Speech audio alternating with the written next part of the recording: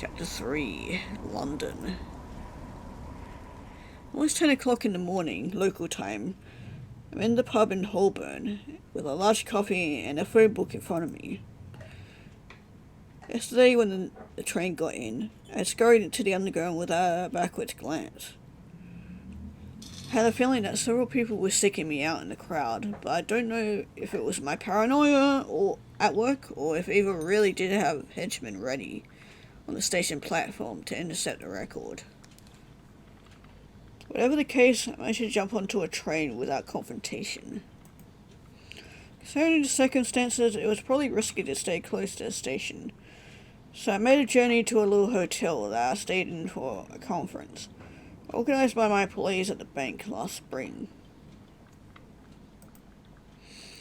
After my difficult day, which had ended with me crossing London, constantly checking over my shoulder to be sure I wasn't being followed, decided to get an early night. Just why I find myself at a relatively early hour, making a list of the city's record stores, the hope that someone will be able to help me find Ulysses' trail again. Take a mouthful of my cooling coffee, glancing at my handbag. Remember that the book didn't have a safe, so I brought the record with me, not daring to trust it to the reception desk. Turned the page of the phone book, continuing my selection. To avoid spending too much time travelling, I tried to restrict myself to the Mayfair and Covent Garden areas, which had the advantage of being central and being part of the supposedly trendy districts. No point making a list as long as my arm. 3 well-chosen record stores should be enough for me to find the answers to my questions. If none of them can help me, pretty sure that at least one of them will be able to point me in the direction of a colleague who may know more.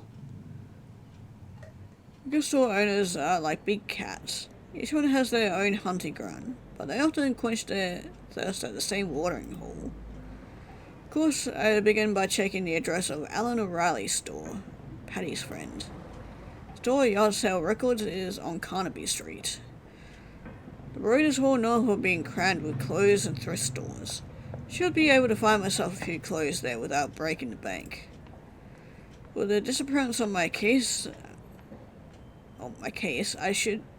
I've had to resign myself to wearing yesterday's clothes. So I've already been through the clammy filth of the subways of 2 cities, and a train journey, all of which prompts me to start the day with a bit of shopping. First, when I got up this morning after that setback, going up my search and going back to the city, certainly crossed my mind. I quickly changed my mind. After all, my apartment had been searched before I left. I give up now, it's only a matter of time before someone manages to steal the record from me. I need to know what happened to Ulysses. Not to mention that I still intend to learn how to use the record to return to my reality. Even if the people I've spoken to up to now haven't given me much hope of success in that particular venture, I turn back to the phone book. I add Strawberry Fields record store to my list. The store claims to be the oldest and the most psychedelic in the city since 1966. In other words, since the great days of swinging London. Considering the age of the store, imagine there's a strong possibility that Ulysses has been there. And to finish a little further away in Mayfair, Sidecars Vinyl specialized in second-hand records with an advent that says True Rock and Roll Garage in 60s. I gulp down the rest of my coffee, pay my bill at the bar as is customary this side of the channel.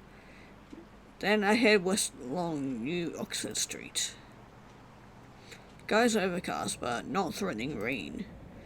A walk would do me good, especially as Carnaby Street is only half an hour away on foot, as far as I recall. On the way, I stop at Marks and Spencer's that I come across. To deal with my most pressing needs, I buy a small travel bag and throw in some toiletries, underwear, and a few pairs of warm tights to combat the hostile chill of the British fall. The prices in mind, I tried to stick to strictly necessary. Even if theoretically this London escapade will be erased when I listen to the record again, be annoying to run short fronts before that. Quarter of an hour later, I'm in Carnaby Street. I begin as planned by visiting a few thrift stores. Recreating a wardrobe from nothing, even a basic one, seems like an almost impossible task, which could easily take all day. So I try not to get distracted and to focus on the basics. I just say I rather missed the coat I brought in Paris, which had vanished along with my suitcase. So I began by replacing it with a short black jacket, which I paired with a pale grey woolen skirt and a beige and white striped tailor top. Complete my new wardrobe with a few tops that can be worn anywhere, some black pants, another short skirt, and a slightly longer one. That should be enough for a few days. If my wandering has taken me to another country again, at least I'll be travelling late. I used the store fitting room to change and slip my dirty clothes into my pocket on my travel bag. Suddenly I feel much better with clean clothes. Look at the time, it's almost midday. Aside that I spend enough time on provisions, it's time to focus on my main reason for coming here. I get to Yard Sale Records, the store is plunged into darkness. Notice tape on the door window tells me in handwriting, capital letters, won't open until late. Come back later. Sorry, no sorry, Alan. Ah, damn. Too bad I'll have to come back later. Maybe Pay's friend will have decided to get out of bed by then.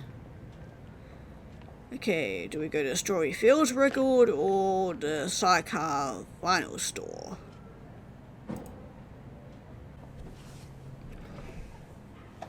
Yeah, I reckon we go to the Strawberry Fields Record Store.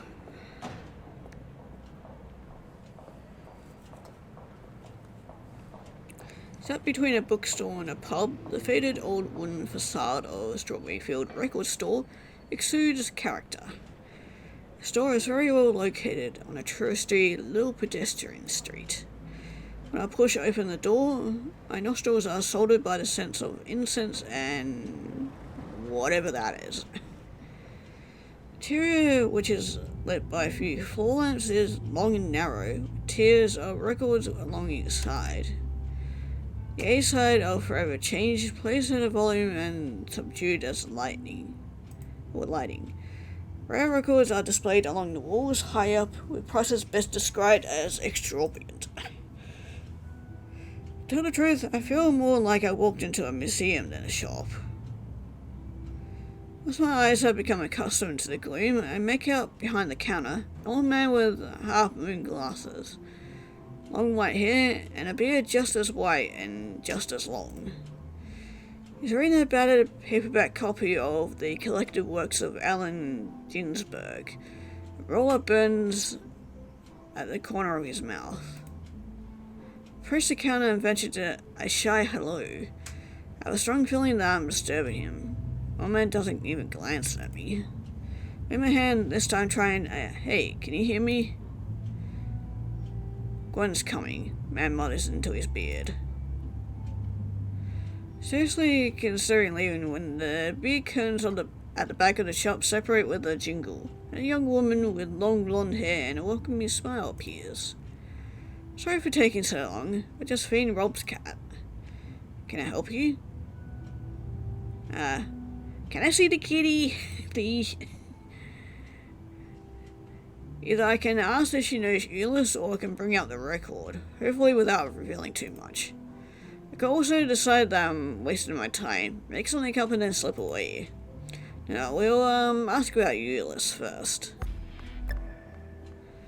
Yes, I may sound a bit odd to you, but I'm looking for a friend of mine. Record store owner, Euless, does that ring any bells? Rob lifts his head from his book and stares at me. Long brown curly hair, dark skinned, glasses. You would have been in London a few months ago. You know, there are a lot of record collectors. I don't know all of them. She turns to the old man. How about you, Rob? Ring any bells? Robert lights his cigarette and takes a deep drag. It's at that moment that I realize, from the characteristic smell of the smoke he exhales, that his roller contains more than just tobacco.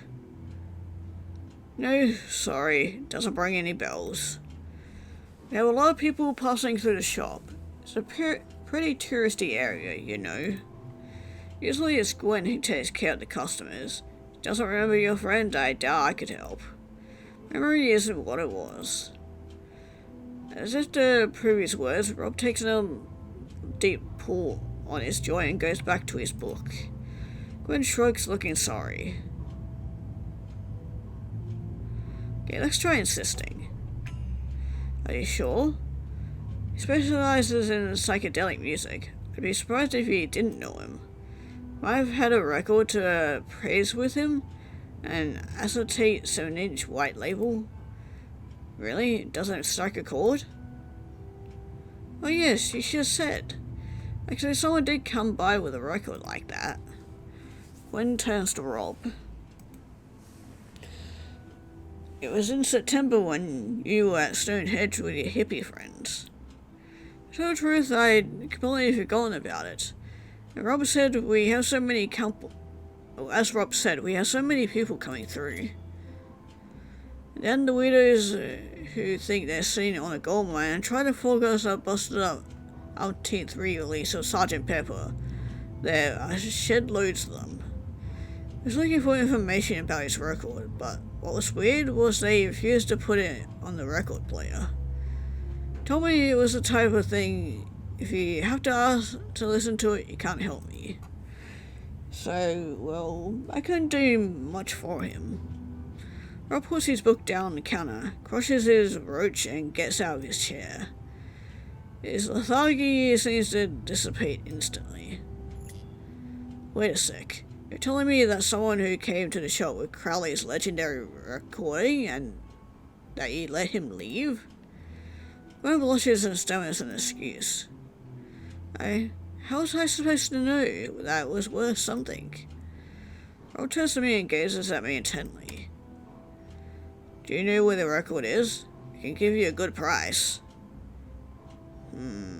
Yeah, it's not for sale. Sorry, it's not for sale. Ah, so it's you who actually has it, is it? Do you have it with you? Would you show it to me? Realize that I've probably spoken too fast.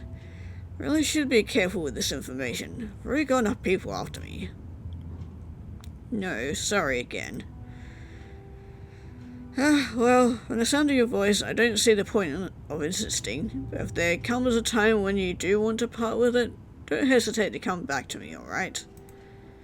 Offer stands. Guarantee I'll give you a very good price. Wait a minute. You said that it's a Crowley recording, right? There are plenty of stories going around. That's just the one that seems the most plausible to me. As the one that fits best with the supposed powers which people claim the record has.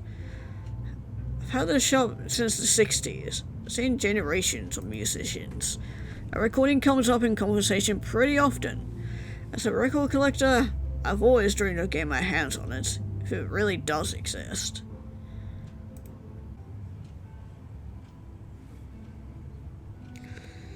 Could you tell me one or two of the stories? Okay, we already sort of know about the powers, so... Could you tell me one or two of the stories? Rob smiles. Oh, don't get me started on that. We'll be here all day. Could you explain what the link is with this Crowley? Yes. Aleister Crowley. That really doesn't mean anything to you. I mean, unless we're talking about the show Good Omens. He was a turn-of-the-century occultist, a very colourful character who inspired quite a few rock musicians. The record is supposed to be a recording of a ritual to invoke Sate or Kate, I don't know, the pagan goddess of music or magic and chaos. I see, that's fascinating. Oh, don't get give that one too much credit either. What I find most interesting are the anecdotes about the record's troubles during the 60s and 70s. The legend that the Beatles hid some samples from the records in the mix of their first edition of the White Album when they made the master. Oop, didn't mean to click through that. Lagged. Okay, on it. Oh yeah. I heard that Hawkwind listened to it just before their performance at the Isle of Wight. I was there, and I can promise you they delivered. One of the best sets I've seen in 40 years of festival going. I will say that Jimmy Page had it during the studio sessions for So So. So So? Yes, that's set 4. One with Stairway, if you prefer. Anyway, there. As I said, we could be here all day. One last question. If you were looking for information about that recording, who would you ask? Robert thinks for a moment. I'm not really sure. How about your old mate, Art? Gwen turns to me.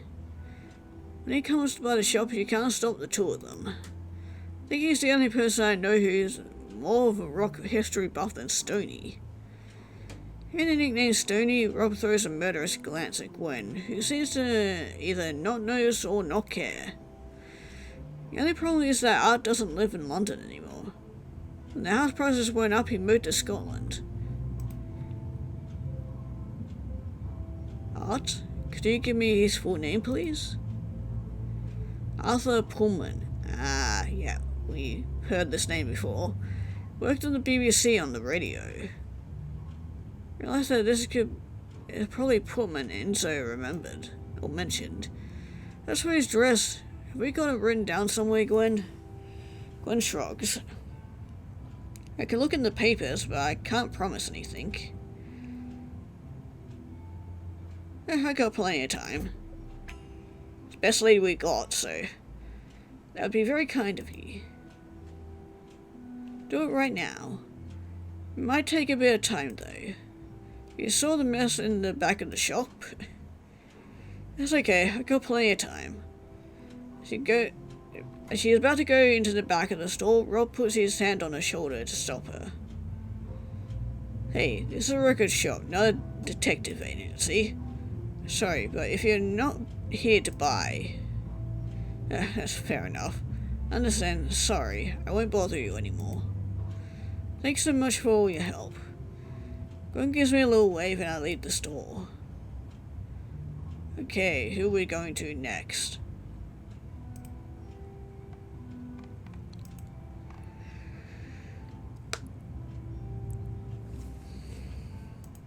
Well, I reckon we go to the Sidecar Vinyl next, because I reckon yard sale will probably still not be open. Sidecar Vinyl looks like a garage transformed into a record store. There are two Harley Davidsons parked near the entrance that I'm obliged to squeeze past, swirling some boxes of records to get to the counter which stretches across the back wall. Back of the store is windowless, and the cold light of the neon tubes creates a surprisingly sterile atmosphere. A small group of leather-clad people huddle around the bar, bottles and cans of beer in their hand. It's a radical change of ambience compared to the subtle atmosphere of the meticulous order of Rob and Gwen's store.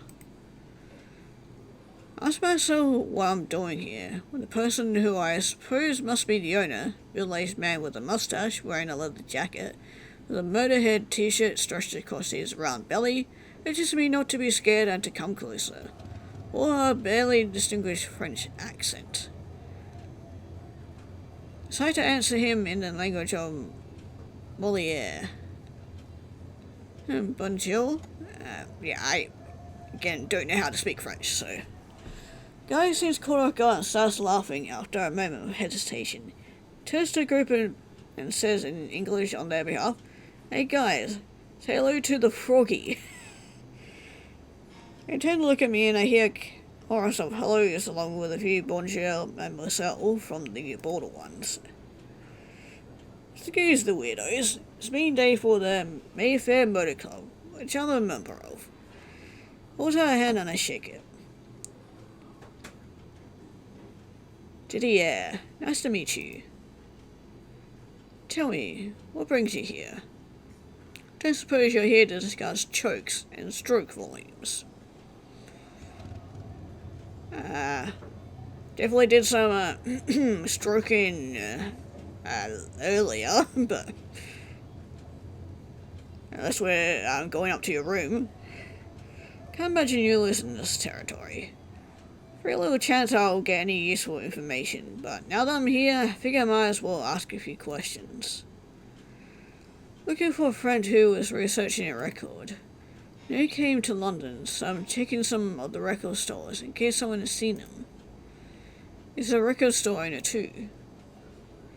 Oh, you know, as far as I'm concerned, records pay the bills. Harleys are my real passion. And I need a bit more info. What's your mate's name? Yours. Brown curly hair, dark skin, glasses. Didier shakes his head. No, sorry, doesn't ring any bells. The record he's researching? It's an acetate, 7-inch white label. Didier smiles and lets out a triumphant, thundering aha. And you're going to tell me that you can't describe the music that's on it, aren't you? Yeah, that's right. Heard about that record. Got an old pal who's been looking for it for years. Yeah, seems like everybody's fucking looking for this thing. I hadn't considered this possibility. Could it be someone I've already met? Oh, wait, is it, yeah, that guy that's been following me around? Could play the innocent and try to learn more. Could also be tough and shut down any attempts at negotiation. We'll answer candidly. Oh, really? Who's that? Maybe I've already met them. Oh, yes, more than likely. Obsessed by that record. Thinks that listening to it will literally change his life. Name is Sean Locke. He calls himself Eddie Black. Ring any bells? Oh yeah, definitely ring some bells. More like a fucking one of those bells that you see in those big clock towers. See my face, Didier immediately realized that yes, it does ring a bell. Ah, hell, hope he wasn't too cross with you. Promise you, he's a lovely guy, but as I said, he's obsessed by that record. Yeah, he scares me a little bit. Followed me from the city. He even tried to waylay me in a dark street in the middle of the night just yesterday. I wouldn't exactly say he's a lovely guy. To be frank, he scares me. Gio takes a deep breath. And us, do we scare you too? You know, just because we wear leather jackets and ride motorbikes doesn't make us savages. Get that the circumstances of your meeting weren't ideal. When John looked, I'm sure that it was mostly his awkwardness. Known each other since we were kids, us two. I swear, on my life, he's a good guy. You would let him listen to the record. Yeah, I'll think about it. I don't know, I need to think about it. Understand. Are you staying a few days in London? I think I'll stay long. We've got a lead for my next search. Ah, understand. I can get in touch with you. Do you have a cell phone number? Yes, but I don't have a long-distance service. Ah, yeah, we'll get that, miss. That'll cost me a fortune. In any case, you know where to find me. Unless... Would you be okay with telling me which hotel you're staying in? I hesitate. On one hand, I don't know if I can trust this guy enough to give him the address of my hotel. On the other hand, maybe Eddie Black and Sean Luke is truly harmless and perhaps he has some useful information for me about the record. But am I truly ready to take the risk? Yeah, I don't think these guys are actually bad people. I think the ones searching for that, like, search my apartment and stuff is maybe like that. Maybe related to that girl we met on the train. Yeah, we'll get the address. Okay, do you have a paper and a pen? Holds out a notebook and a pencil. Write down my name and the address of the hotel. Slide the notebook across the counter. I look at Didier in the eyes. Silly hope I won't regret it.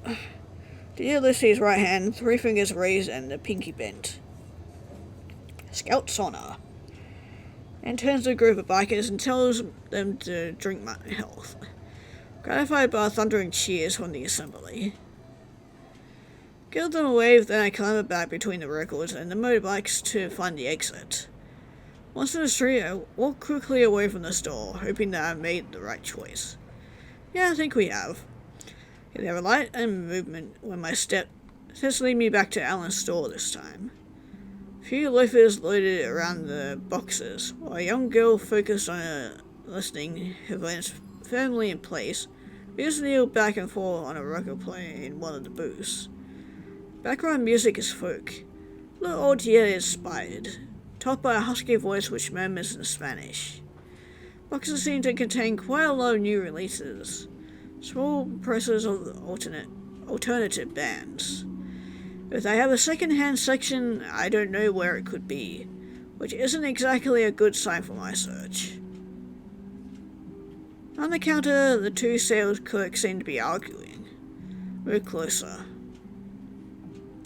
Just because we just opened doesn't mean you can subject us to your wishy-washy folk music.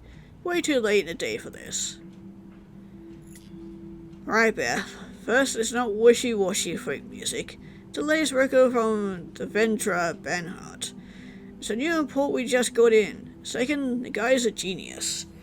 And as Alan once again forgot to put his alarm on, we could say that it still counts as the morning, right? Fine then, but I get to choose the next record. Deal? Deal, as long as it's not your pseudo-feminist second-rate Sonic Youth. Sleater Kinney, second-rate Sonic Youth? It's the record of the year. Well, either that or it's a new Fernandad then nobody wins. We've been listening to it on repeat for the last month. We sell 3 copies every time we play it, Garrett. Do you like being able to pay your rent at the end of this month? Excuse me? Beth turns to me, beaming. Oh, sorry, excuse me. Had to interrupt my work for reasons of cultural divergence with my colleague, but he'll keep. Colleague rolls his eyes. What can I do for you? Looking for Alan O'Reilly. What's it about? It's about an unpaid bill or something like that.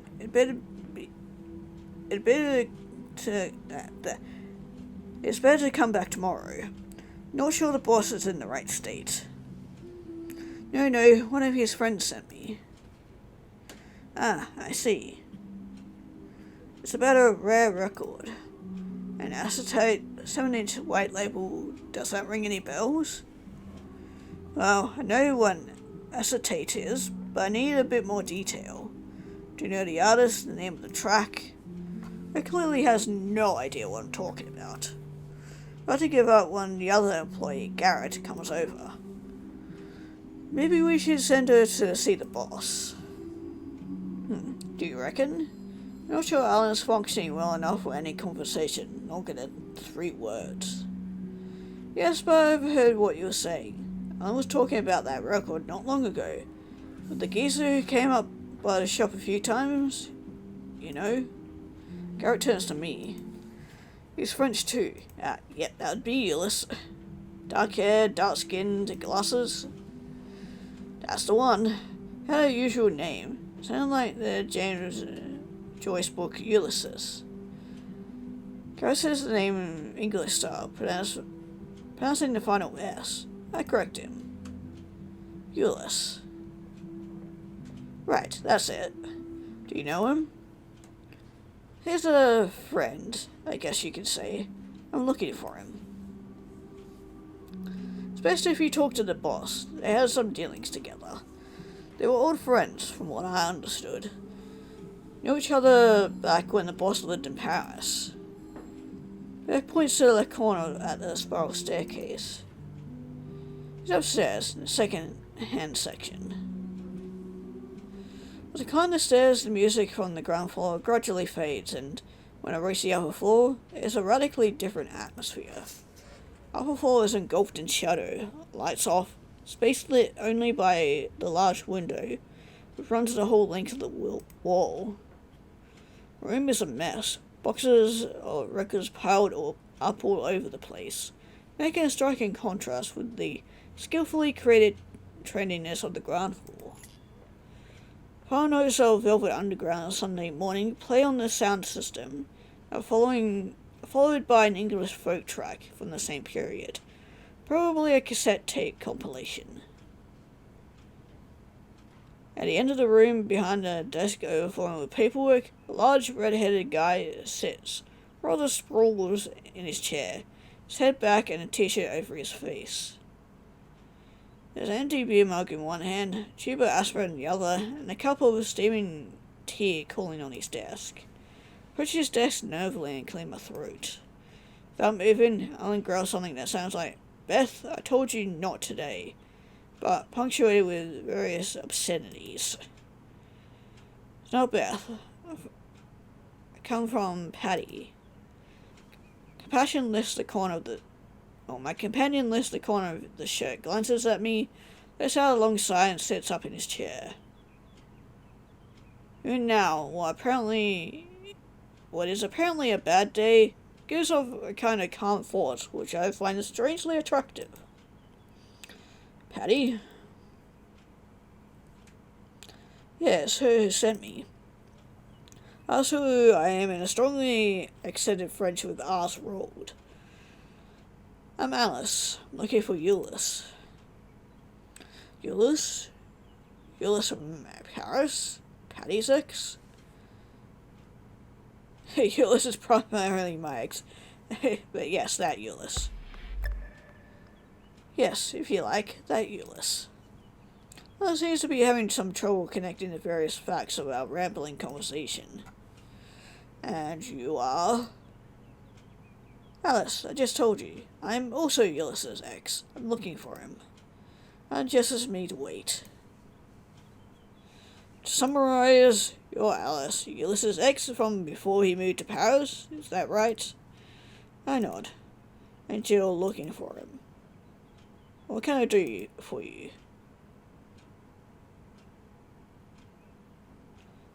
Do you know where Euless is? Do you know where to find him? Yes. No. Not really. Alan rolls his eyes. Sorry, I just woke up and, well, we were a bit wasted last night. What are you doing this evening? I don't have anything planned at the moment. There's a gig in a pub, not far away. Plan on going, Beth, Garrett and I. Can we meet there at 6 p.m? Need a little time to recover from my rough night. I put a t-shirt back over his face, which seems to me now conversation is over. I go down the stairs, Beth signals me to come over. So he had a rough night.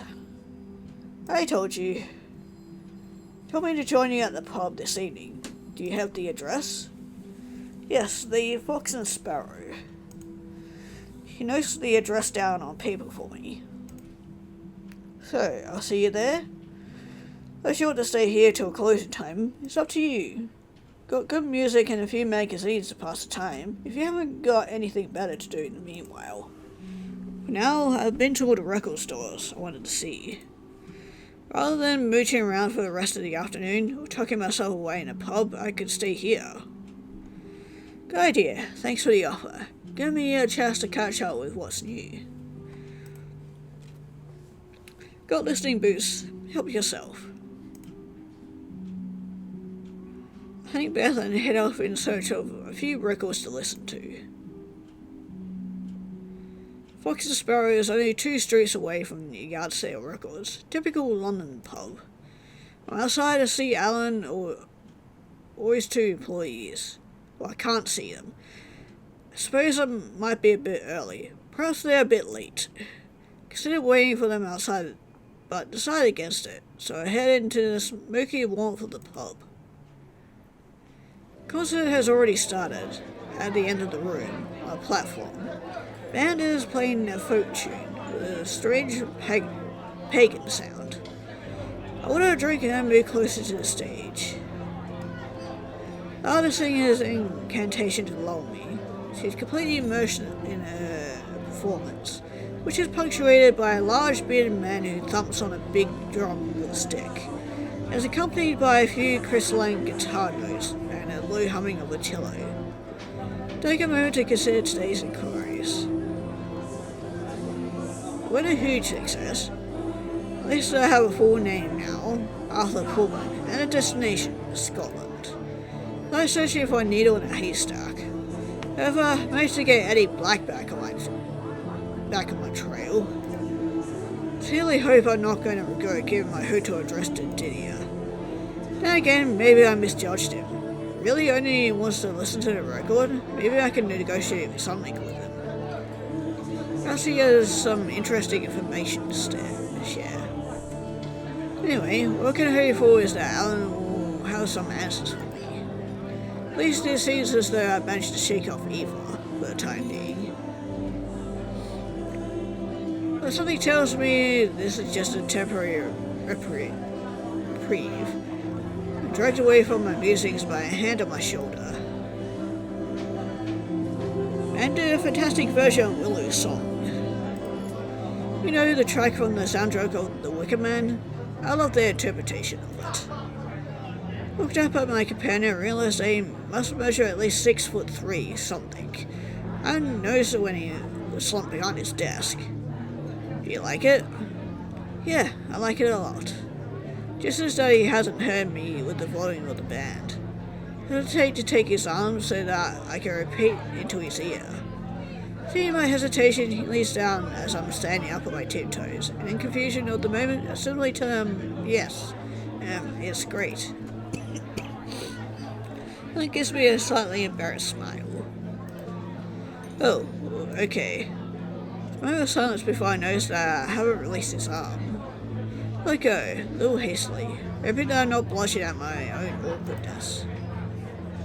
When I take a step back, he puts a hand on my shoulder and says into my ear, I managed to find a table. Are you coming? We'll be able to talk more easily. Beth is waiting in for us at a table on the other side of the pub, far enough from the stage full of music to be at a reasonable level talking without yelling. Garrett joins us carrying 3 pints of beer, which teetered dangerously between his hands. Slides one over to Alan and another to Beth. Sorry, I didn't know what you were drinking.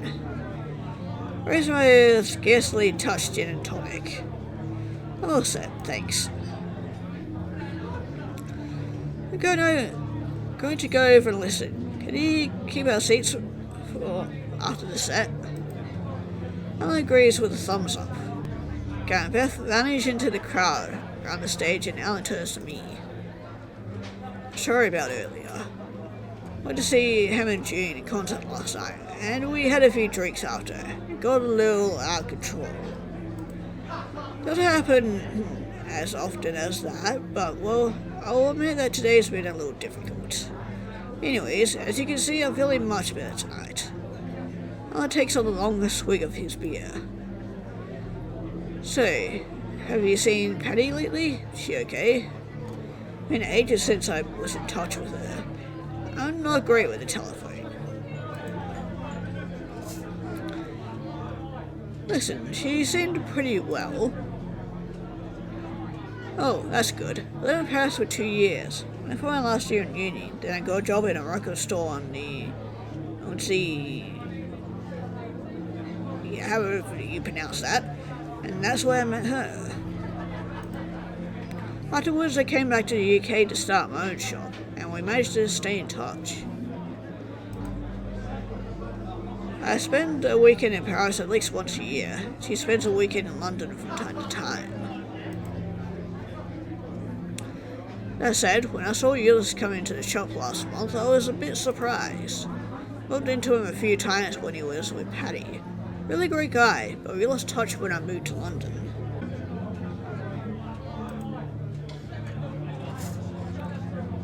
Did he tell you what he was doing in London? Just passing through, I put him up for a few days when he arrived. Time for him to find somewhere not too pricey to lodge.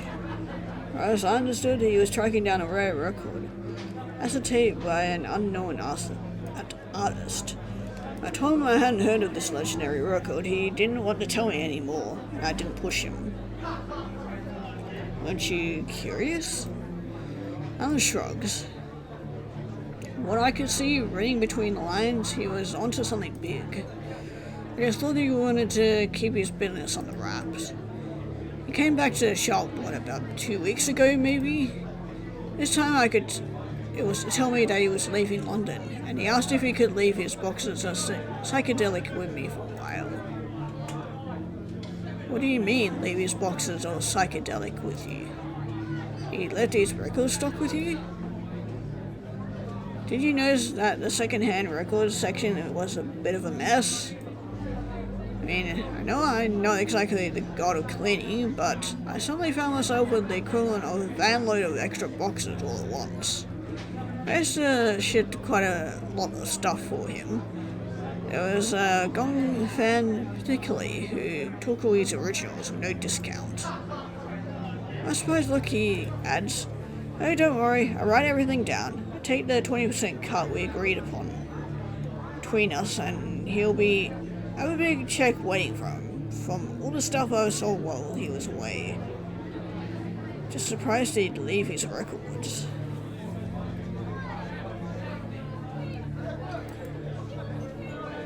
Surprised me too, to be honest, but well, it's a win-win arrangement, so I'm not complaining.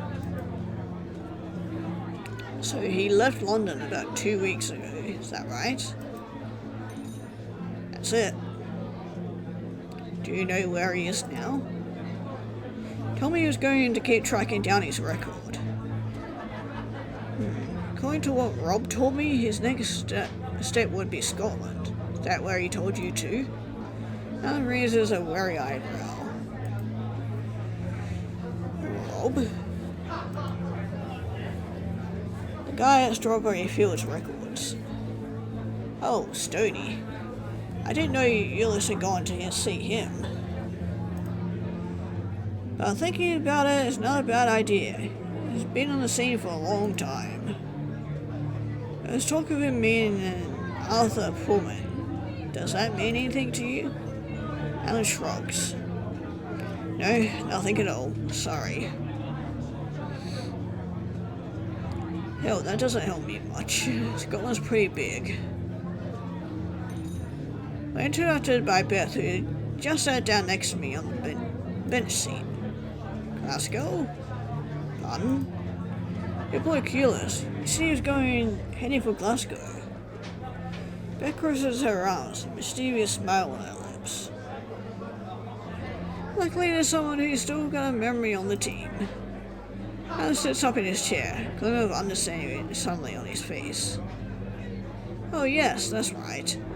Now you come to mention it. In fact, I'm pretty sure I gave him the address of my old mate, Yorgos. He works in a kind of trendy bar restaurant in the centre of Glasgow, the Archery. Beth lifts her empty glass sadly. Hey, shall we get another drink? Will you help me, Alice? Can you keep the table, please? Shouldn't we wait for Garrett? I think Garrett's occupied.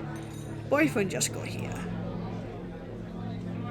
Beck glances over at the other side of the bar. There's Garrett stationed near the stage, discreetly holding hands with a young bearded man.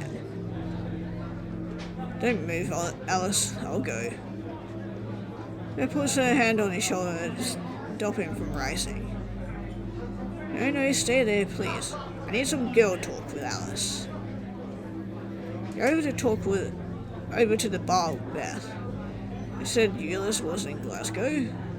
Yes, that's what he said when he stopped by the last time. Sorry for buttonholing you like this, but I want to talk to you about something else. Oh? Beth glances over my shoulder at our table. I think the boss fancies you. Oh. Sure. Show interest. Really? What makes you say that? Beth takes a deep breath. Alan probably told you he moved to England to set up his own shop, but actually he left Paris to be with his missus. Fortunately, they split up a few months ago. It was pretty messy. Since then, he's been going through a rough time. That explains this morning. Joke about not being able to wake up to open the shop, but honestly, he's been in a bad way since the breakup. Really shook him up. I saw him come downstairs earlier, all showered and perfumed. Well, anyway, looking very dapper despite the hangover. Thought to myself that perhaps you were here for a reason. I'll think about it. Okay, I'll think about it. Appreciate. Just telling you, it's your choice. Overworked barman finally decides to come and take our order. We order, manage to pay for my run despite Beth's objections, and we go back to our table. We chat for a while. Go back over to the stage to watch the end of the concert. We order our last drink. Alan tells me funny stories about his life in Paris and London. Tells me about how he met Ulysses. I feel a twinge of sadness. All the good years we had together with a strange sense of deja vu. Or like deja vu. Like I had already lived this, which I couldn't explain to myself. Alan's a charming guy. Get the feeling that hiding beneath the imposing physique and that Canadian lumberjack exterior, there's a sensitive child. If if the second senses allow it, we could easily become friends. Yeah, even though seems to have like a lot of baggage, he seems like an alright dude. In the middle of a lively discussion about the different stages of the career of Miles Davis, when the bell rings for last orders and closing time. Don't think it'll be long before they kick us out. Shall I walk you back to your hotel? Take a moment and think about my answer. Either Alan is extremely respectful as someone who's supposed to fancy me, or Beth has misread his behavior. I could take the initiative myself and be more forward. Whatever I decide, I can't see myself going back to my hotel on my own. And after the scare I had the night before last, or my conversation with Eva in the buffet car. Yeah, let's take the initiative. Put my hand on his. I was thinking maybe we could continue this conversation. How about a drink at your place? With pleasure. I calm my eyes. I see a knowing smile spread across Beth's face. Right, I think it's time for we should be going. Wink, wink. Don't worry about your alarm for tomorrow. I'll sort it with Garrett for us to do the opening. Say goodbye, go to the pub, and head off in different directions. Alan and I continue to talk about music on the walk, and it's only when our steps bring us to his shop that I realize he lives there. Rather than using the front door, Alan opens up a little door on the side, which leads to the upper floors. We're right directly on the upper floors of the shop, through a back entrance. Alan goes in front, try to follow, groping my way through the shadow, guiding myself by the box of records. He reaches his desk, switches on the lamp, and he leans down and produces a bottle of whiskey, 2 glasses from a drawer. I told you that music was my life. I wasn't joking, as you can see.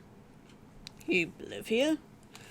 Yes, my wife and I separated last year. She kept the flat after I divorced. Me, I moved in here. To start with it was in the meantime, but it was a temporary measure that it sneakily transformed itself into a permanent solution. You see what I mean.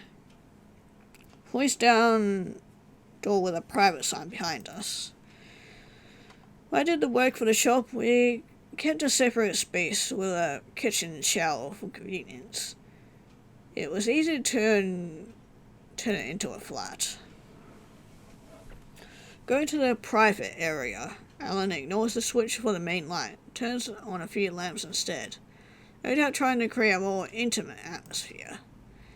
We're in a big rectangular area with a kitchenette and a door leading to the bathroom on one side. On the other side, a big mattress lays on the ancient parquet. Probably pronouncing that wrong. And a long farm table surrounded by mismatched chairs sits in the middle. Move closer to him. Take his glass and place it on the table. Try to embrace him, but our difference in height makes it a complicated exercise. Leans towards me and kisses me, with delightful awkwardness. Sure what to do with these long limbs. Backs off and caresses my cheek softly with his thumb, his hand cupping my chin. All wavering, hesitation. For an instant, my gaze is lost in his eyes. Then he says, in a murmur dragged from deep in his chest, "You know, not sure I'm ready to start anything with anyone." Answer him with all the tenderness I can summon up. "Don't worry, I'm just passing through." Hold onto his back as he swings me around and drops me gently onto the bed. Then I let myself be swallowed up by pleasure and the night. Light coming from the window wakes me, pale light of a London morning in fall. Alan is still fast asleep. I decide not to wake him. It takes a concerted effort of will to extract myself from the snug comfort of the quilt. The old espresso machine on the countertop in the kitchen area looks like it requires a degree in civil aviation to get something drinkable. So I fall back to my other source of morning relief. Good hot shower. Get some clean clothes from my bag. Something tells me that there's a chance that Eva and her henchmen are watching the stations. So I choose a different outfit, as different as possible from the one I wore when I arrived in London, to reduce the risk of being recognised. In the same vein, I decided to put my hair up, something I really do. Then I shut myself in the bathroom. It's clean but stark. When I come out, Alan is sitting at the big table, cigarette and coffee both smoking close by. I helped myself to your shower. Glad you did. Afraid I don't have much to eat, but would you like a coffee? Absolutely. Didn't dare touch your machine. Looks tricky to handle. Alan puts his cigarette on the ashtray, heads to the kitchenette, and embarks on what looks like a chain of meticulous actions. It was one of the only things I wanted to keep after the divorce. In case my ex wasn't capable of using it without spraying coffee all over the kitchen. It does make an excellent cup of coffee, but it has to be tamed. Puts the espresso in front of me. Do you want a cigarette to complete your breakfast of champions? How to resist the call of nicotine? Thanks. Quick when I listen to record again, I'll be back in a reality where I managed to quit smoking. So, what's your plans for today? I suppose the next step will be to take the first train to Scotland, with a quick stop to check out of my hotel. You're leaving London already? Think for a moment. Seems like a no-brainer, but it's probably worth pondering all the same. Let's just say that I don't see what other information I could glean by staying here. Got a name, Arthur Pullman, and a place, Glasgow. I really knew Ulysses and you put him up for a few days, but even you didn't know any more than that. All I can do is cross my fingers and hope that the trail doesn't dry up. If this Arthur Pullman really knows more about the record, maybe he'll be able to finally give me some answers. Alan takes a drag of his cigarette, thinking. This may seem a bit sudden, but what would you say if I offered to come with you? Justin takes me completely unawares. I'm about to open my mouth to answer, but Alan continues. I don't know. I've got a good feeling about you, Alice. I'd like to see where it takes us. I'll let you leave now. I've got the feeling that I might be missing out on something amazing. I didn't my love life become so complicated in so little time. I thought John Baptiste. Wasn't the point of all this in the beginning to get back to the life I had with him? And then there's Euless, who is very much on my mind. I thought that by reopening this old wound in my heart, I'd be opening up Pandora's box. Patty in Paris, and now Alan. This interlude will probably cease to exist when I listen to the record again. But is it right for me to get involved in anything more than just sex? What do you say? Ooh. This is a tricky decision.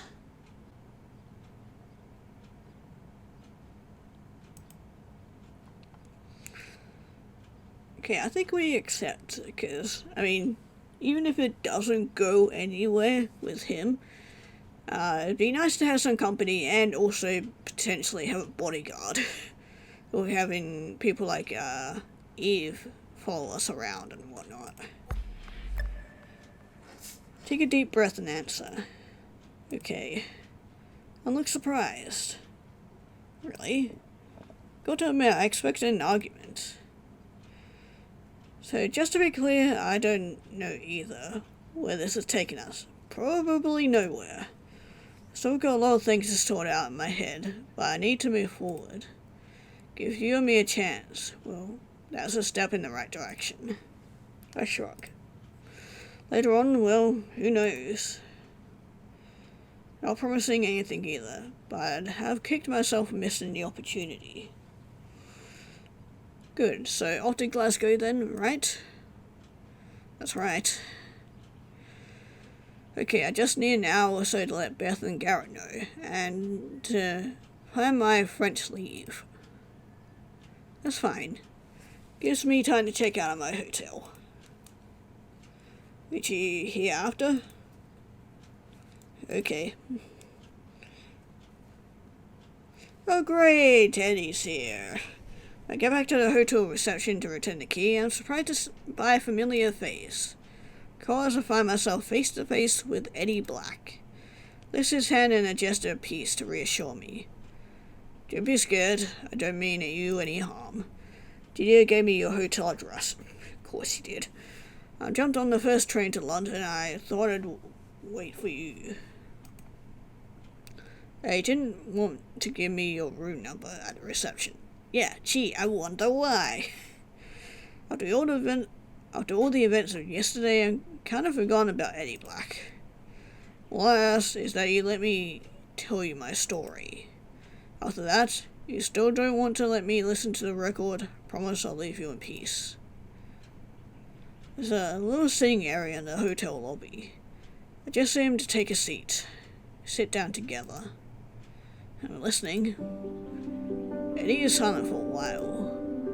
Guess he's prepared and rehearsed what he wanted to say so much, and now that time has come, he can't find the words.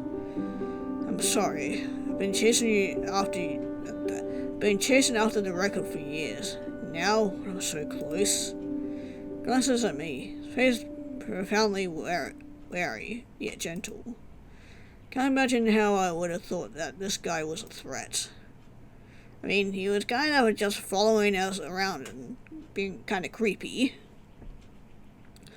No, as we get older, we tend to collect regrets, missed opportunities. I'm a musician, singer and guitarist. I had some success in the 70s, especially in France.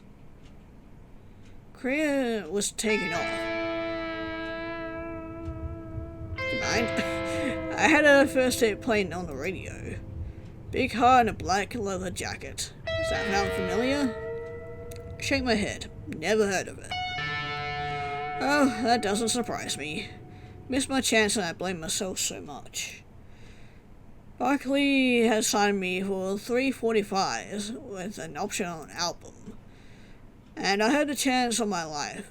Johnny Halliday was looking for a supporting act for his Winter 78 tour. What happened? He lets out a sigh. Affair of the heart. What else? Her name was Monique, and she was the most beautiful girl in high school. Everyone had a crush on her, but it was me who got her. Moved in together at 18 years old. Finished the hairdressing course and got hired in a little salon in the 11th arrondissement, near the Bastille. Me, quit my studies to devote myself to music. Caused some tension between us. I was a night owl, played in clubs 4 or 5 nights a week. To her, she came home from work exhausted. By the end, every time we were together, we would end up screaming at each other. I got the contract for the tour, so stoked. Johnny's opening act. It was a childhood dream come true. But her, well, she didn't see things the same way. 3 months alone without me was too much for her. Told me, I'm warning you, if you do that tour, I'll leave you. We were 23 years old, we're still children. I caved. I loved her. What happened after that? I thought I'd have other opportunities, but it wasn't so bad. I had a recording contract with a big French label, after all. It was cool, right? Big mistake. Luckily released my 345s, then they didn't renew my contract. Ironically, the last single I brought out had a side A, Monique, and then a side B, My Eyes Cry For You. And found myself as a guitarist in a band that played weddings and neighborhood parties. Did that for 15 years. And then I was too old. Too has-been, even for that. Anyway, people didn't want bands for their weddings anymore. They wanted disc jockeys. And Monique got married in 79 and divorced in 82. I heard about the record and I said to myself, here's my chance. I could go back to the past and decide to do that tour. Perhaps I'll still be with Monique today. He leans back in his chair. Anyway, that's my story. All I ask is that you let me listen to that record. If everything works the way I hope, promise you won't hear from me ever again. He stops talking and waits anxiously for my response. His anguish is almost palpable, as if his life hangs on my lips. After his plea, so touching and sincere, do I have the heart to refuse what he's asking? Something bothering me, though. Yeah, I get the feeling it's not going to play out the way he hopes. Because it seems that, going back to the past chain thing doesn't always, go well. I mean, it can go well, but it ends up changing things that you don't like. I mean, who am I to refuse? Hopefully it's not going to change anything too drastically. Let's say I accept. How do you plan to listen to the record? His face lights up with a big smile. Oh, I got my Topaz. He bends over, grabs and proudly brandishes a little tartan case that he pulled out down next to the couch. I assume his contains a little portable record player. Have you checked out your room? Just need 5 minutes alone. Wait, I haven't said yes yet. If you don't mind, I've got a few questions for you. It gives an anxious nod. You say you've been searching for the record for years. What do you know about it? Oh, I think you know at least as much as I do. First time I heard about it, it was at the end of the 90s, pretty much by chance. There aren't that many people who know about that recording. Seemed a bit crazy to me, of course. A record that lets you change the past. Still, I dug a little. Didn't have anything better to do after all. For a long time I found nothing, but I started to notice that I was seeing the same faces everywhere, when there was a rumor that the record was here or there. What do you mean, the same faces? Most of them are pretty okay. Music fans, collectors, or dudes a bit off their head. I dropped some acid and met God types. And then there were others. The others? I'm surprised you haven't bumped into them yet. A kind of secret society looking for the record. Actually, I think we briefly met one of them. Called something like the Iron Sky Rose. Are you sure you haven't heard about them? Iron Sky Rose. Seen my skepticism? Any ads? Something like that. Never seen it written down. There's a young woman in charge. Well, young woman, in fact, I don't really know how old she is. Eva? That's her, Eva. Them, they really freak me out. Well, you know what I'm talking about because you've already met them. I'll bet you haven't heard the last of them. Yeah, they scare me. Got to admit, they really scare me. You're right to be afraid. Those guys, they're not very friendly. Especially that woman, Eva. When I get it's her dad that started their sect, or their organization, or whatever it is. Do you know why they want the record? Eddie shrugs. Guess they want the same thing I want. Change the past? That's it. At least, I'm guessing. Honestly, I don't really know. Like I told you, I'm sure you know more than I do. One last thing. What do you know that Ulysses had sent the record to me? Or how did you know that Ulysses sent the record to me? Well, like you, I did a bit of digging. When he arrived at St. Owen and he started asking questions, it got around. Went to see him myself several times to try and talk him into letting me listen to it. Then one day he left Paris. Asked Patty where he'd gone, but she didn't want to tell me. Anyway, I followed the trail in the other direction. Learned that he came from that city. And they are related he sent it to you. Was it you who turned to my apartment? Whoa, no way, I'd never do that. Yeah, I'm assuming that's Eva and her lackeys doing. I'm a decent man, I am. You know, if I manage to find you all on my own, don't you think that an organized gang like the Iron Sky Rose might manage it too? I have to agree, that's probably exactly what happened. Well, that's it. If you don't have any more questions. He looks at me doubtfully, his right foot tapping on the ground in a fast, regular beat. After all his good faith, a refusal to let him listen to a record will be difficult to justify. Then again, Ulysses himself refused him several times. Perhaps he had a good reason. I had to make a decision, stick to it. Oh. Sure, why not? Alright. With everything you told me, I don't see any reason not to let you listen to the record. Really? Yes, really. He grabs his pads, stands up and waits restlessly for me to do likewise. Follow me. Climb the stairs to the second floor where my room is. Open the door for him and signal to go in.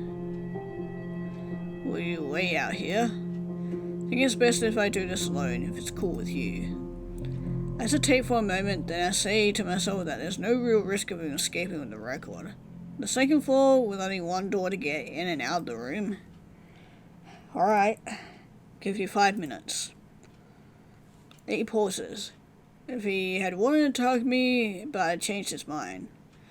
He simply says, "No, Saint Miss, I'll pay you back. Don't know how, but I promise I will." And he goes into the room and the door shuts behind him. Then against the wall and across the hallway, not taking my eyes off the door. For a few moments, a strange sensation overwhelms me. Though I had a weight on my chest.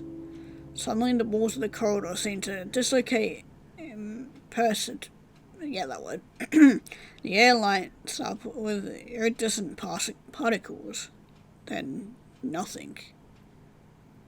I open the door, his headphones lie on the floor, still plugged into the TEDPAD's player. Clacking of the tone arms stuck in the central groove is the only sign of life in the silence of that empty hotel room.